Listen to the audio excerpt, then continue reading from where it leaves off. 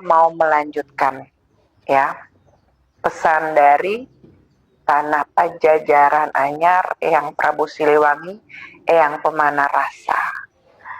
Jadi sebelum teman-teman nonton yang sekarang, coba scrolling di video saya yang sebelumnya gitu ya. Saya juga udah membahas tentang Eyang Prabu Siliwangi, Eyang Pemanah Rasa. Jadi kalau saya membahas beliau gitu ya, beliau itu adalah sosok yang sangat syair pujangga ucapannya dan filsafat level tertinggi. Selain Ibunda Kanjeng Ratu Pramestisari Kencana Sari Ratu Kidul. Mereka itu seperti kalau teman-teman pernah baca hiasan tulisan para sufi ya. Nah, itu kan berupa tulisan. Nah, ini berupa ucapan. Jadi sisi lembutnya ada, sisi romantismenya ada, sisi syairnya ada, terus filsafatnya pun ada. Jadi memang Masya Allah Tabarakallah luar biasa.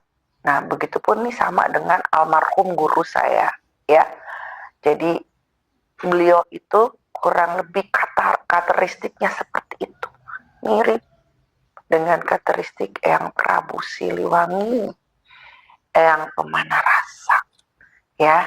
Dan bertahun-tahun beliau mendidik saya, menjaga saya, mentransfer ilmunya kepada saya, dan saya pun digojloknya gak gampang untuk bisa duduk seperti saat ini tuh, Masya Allah ya.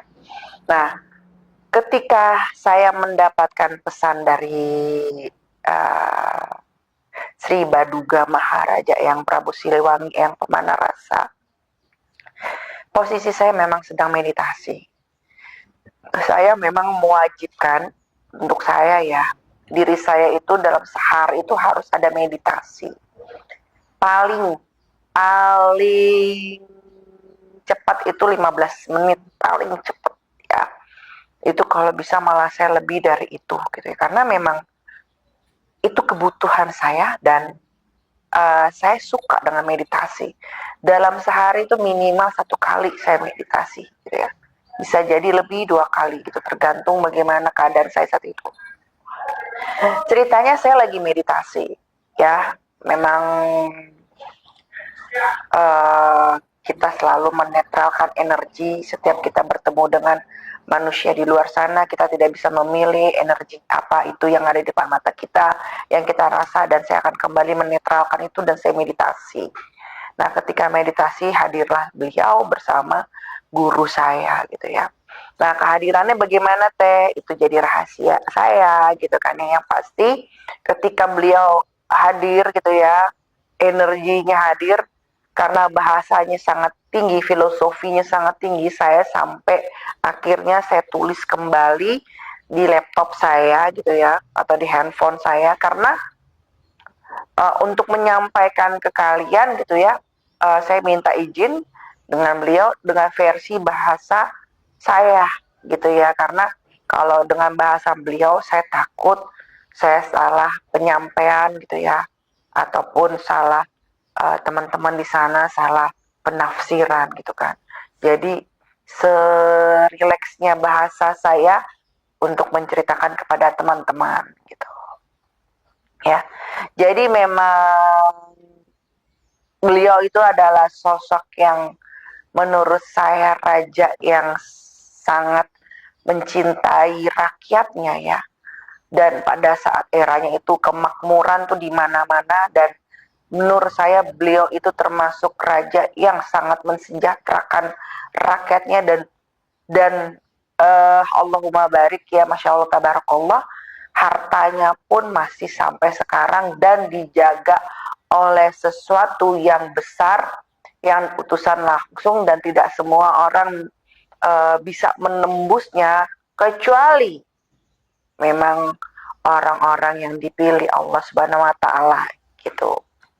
Dan uh, itu bukan hanya ada di Nusantara, tetapi juga ada di beberapa negara di luar gitu ya, seperti di Thailand, di Cina gitu ya. Jadi memang Masya Allah ya beliau di Indonesia aja udah sangat kaya raya sekali gitu. Bahasanya itu adalah Gemari Palojinawi, dan harapan saya Indonesia juga bisa menjadi negara yang gemari Palojinawi gitu ya. Jadi Sri Baduga Maharaja, Sri. Kenapa ada kata Sri di depannya? Kok kalau kita dengar yang mungkin kurang memahami itu ada apa dengan Sri? Kalau Sri itu kan kayak perempuan. Iya, karena seorang pemimpin harus mempunyai jiwa feminin, oke? Kenapa? Jadi dari feminin itu muncul rasa cinta kasih, manjain anak ke orang tua ke anaknya. Nah seperti itulah. Nah itulah kenapa ada Sri Baduga Maharaja. Oke. Dan saya pun juga tawasul ke beliau gitu ya. Salah satunya ke beliau selain ke Nabi Muhammad SAW. Jadi memang pesannya itu kan kalau kita ingin menghadapi sebuah peradaban baru ya, itu akan kita melewati proses alamnya, kita menemukan kesedihan, kita menemukan kebingungan, kegundahan gitu kan ya, sampai akhirnya kita akan kembali lagi kepada hakikatnya diri yang sejati, seperti itu. Nah, di cerita sebelumnya bahwa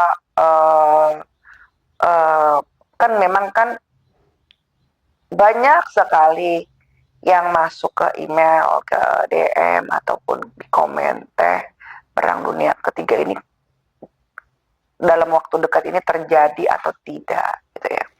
Nah, saya coba untuk bertanya ya, kalau bahasa pada umumnya sekarang tuh diskusi.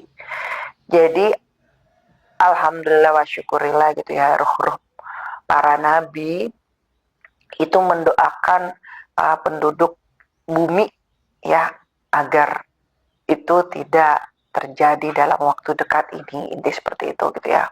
Kita masih bisa merayakan kehidupan yang tentram gitu. Nah, itu pun yang saya coba tanya lagi kepada beliau, tapi beliau juga mengingatkan juga kepada saya bahwa jadilah pemimpin di diri kalian sendiri gitu lah. Kenapa gitu? Ketika kalian menjadi pemimpin untuk diri kalian sendiri, otomatis kalian akan memancarkan energi yang positif untuk keluarga, teman ataupun sahabat gitu ya. Nah, tapi bukan sebagai pemimpin yang hawa nafsu, egois gitu ya, tapi sebagai pemimpin yang istiqomah dalam ibadah, istiqomah dalam kebaikan, istiqomah dalam adab, istiqomah juga dalam penghormatan kepada alam semesta. Nah seperti itu gitu loh. Jadi itu juga salah satu pesan dari Eyang itu ya, bahwa rakyat yang sehat itu adalah manusia yang sehat itu adalah pesan beliau itu adalah manusia yang mampu bisa selalu menyadarkan dirinya dan menjadi pemimpin dalam dirinya dan menyebarkan segala energi positif ke lingkungannya gitu. Dan kita harus tahu seorang pemimpin itu seperti apa. Seorang pemimpin harus, walaupun dia laki-laki, harus mempunyai jiwa feminin ya.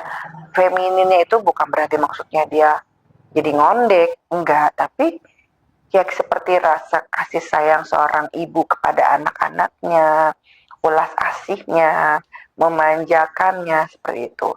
Nah, diperlukan lagi jiwa maskulin. Untuk apa? Ketegasan dalam menghadapi sebuah keputusan gitu. Jadi perpaduan. Nggak bisa juga pemimpin itu hanya maskulin aja, tidak bisa, takutnya menjadi pemimpin yang otoriter ya. Tidak bisa juga pemimpinnya hanya sisi feminin saja, nanti kurang ketidaktegasan dalam mengambil keputusan. Jadi memang harus balance-nya 50-50 gitu. Dan pesan dari beliau ya, dalam menghadapi memang dunia yang sedang tidak mudah, dan memang ada dan sosok yang menyeramkan itu sudah hadir di tengah di antara kita, pecahan dari Dajjal itu telah hadir di antara kita. Jadi kita harus membangun suatu kelompok kecil, yang dimana kelompok kecil itu berawal dari keluarga. Kita membangun keluarga yang sehat, ya, sehat, waras, seperti itu, ya. Jadi kita nggak perlu terlalu besar berpikir bahwa kita membangun dari sisi organisasi.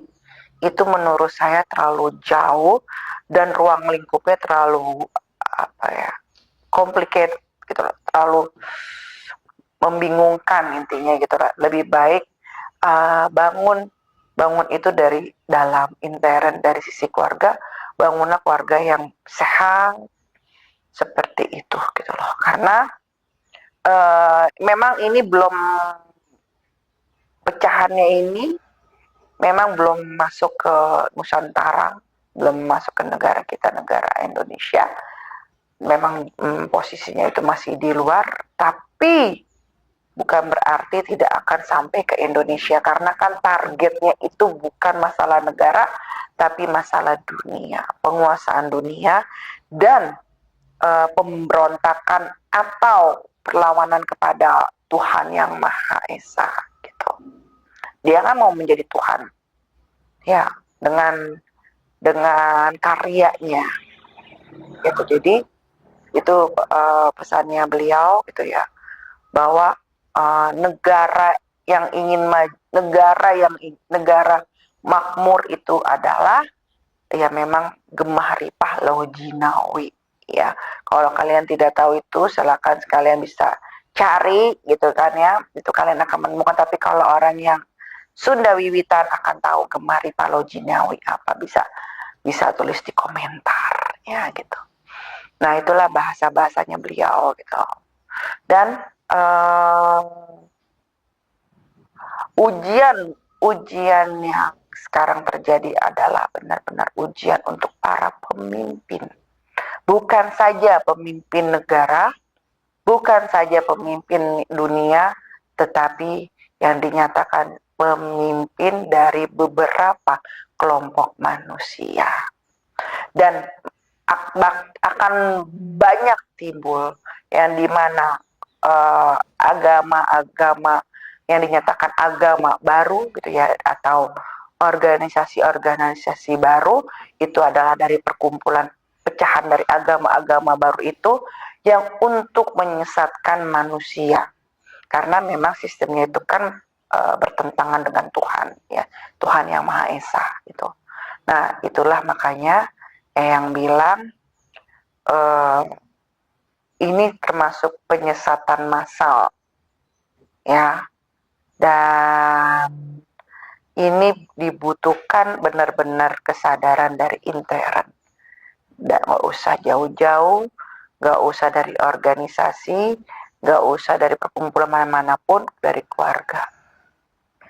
Itu adalah pondasi